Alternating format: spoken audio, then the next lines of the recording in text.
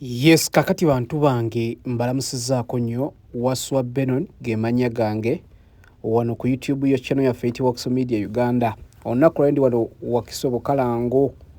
Ndi Bukalango, ennyumba eno gy'olinga mu vidiyo ya kalina bisenge 3 ebisulwamu. Nnyumba eno etundibwa obukadde 9. Ku millioni za Uganda 9 ngenda kuguza ennyumba gy'olengera. Ntandikidde munda nkulage butya bwefaanana era ngenda kulagako wano mu sitting room yokka, n'oluvannyuma nkufulumye wabweru olabe ennyumba eno eya kalina gye tutunda obukadde 9 olabe bwefaanana. Ennyumba eyo ya bisenge 3 ebisulwamu, eyo sitting room yokka gye nkulazeeko.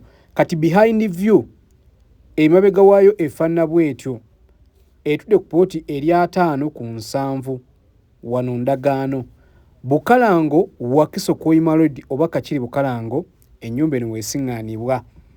Ennyumba eyo weesiŋŋaanibwa.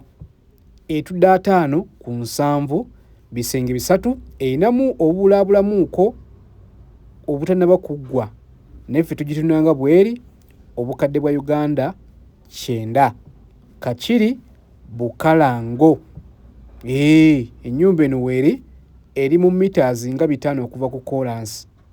Kalina eyo weesiŋŋaanibwa ne Bukalango. It's on sale 90 million Ugandan shillings, seated on 50 by 70 plot size.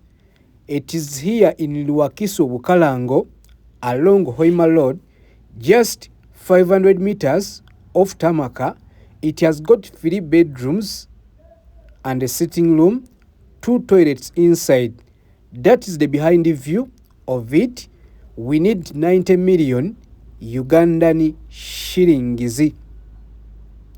Seated on 50 by 70 plot size.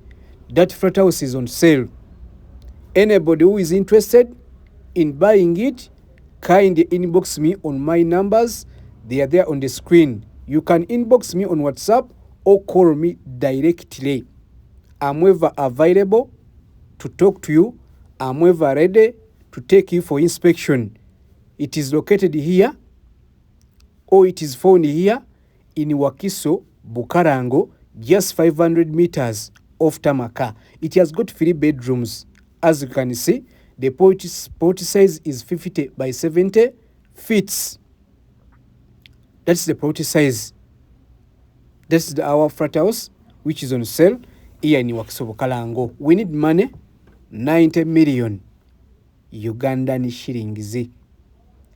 First come, first serve. We need money, 90 million only.